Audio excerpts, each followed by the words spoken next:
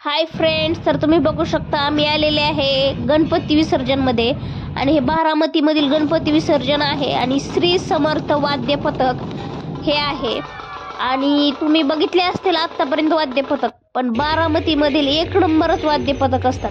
तर चला तुम्हाला मी दाखवणार आहेत. आणि ही मुली बघा, तो का त्यांची झेंडा फडकवण्याची पद्धत बघा त्यांची कशी आहे, खूप सुंदर पद्धतीनं करतात. आणि हे जी मुलगी आहे ना, वरती बुचोडा बांधलाय, सेम तिनं महादेवाचं म्हणजे तसं हे केले सजावट तिच्या स्वतःला, चेहऱ्याला तसंच लावलंय कलर, एका हाताला लावलंय, आंबाडा बांधलाय तसाच. आणि बरंच याच्यामध्ये लोकांनी तसं केलेलं आहे. तर गणपतीचे आई वडील म्हणजे महादेव आणि पार्वती आहेत, त्यामुळे ह्यांनी हे केलेलं असेल.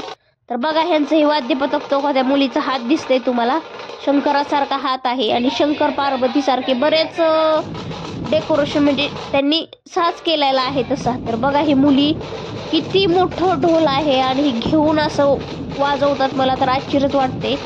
आम्हाला 1 लिटरची बॉटल उचलली तर इकडं त्रास होत आहे. हे बघा किती मोठं ढोल आहे, हे वाजवतात. मुली पण आहेत आणि छोटी मुली पण आहेत, मोठ्या पण आहेत.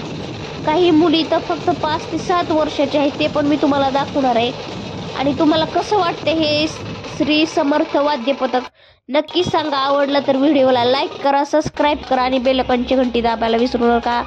तर चला फ्रेंड्स, बघा हे वाद्य पथक खूप सुंदर वाजवते आणि म्हणून मी तुम्हाला दाखवत आहे. जरा माझा आवाज बसलेला आहे आजारी असल्यामुळे. तर बघा हे मुलगा किती छोटा आहे आणि किती छान वाजवतंय, मला तर खूप ह्या मुलाचं आवडले. आणि एवढं याच्यामध्ये त्यांनी करतंय म्हणजे खरंच कमाल आहे त्याची, भेट नाही थोडंसं मला लागलं म्हणून मलाच भीती वाटती. तर बघा नक्की आवडलं तर सबस्क्राईब करायला विसरू नका. आणि हो का हे मुलगा बघा, याची फोटोशूट करायला तिथे ह्या साईडनं, राईट साईडनं.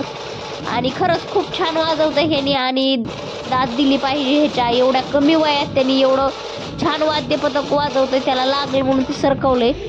तर चला फ्रेंड, कसं वाटलं बारामतीचं वाद्य पथक नक्की सांगा. आणि तुम्ही कुठून व्हिडिओ बघताय ते पण सांगा. हो का पोज देतोय हा मुलगा फोटो करण्यात. चला बाय.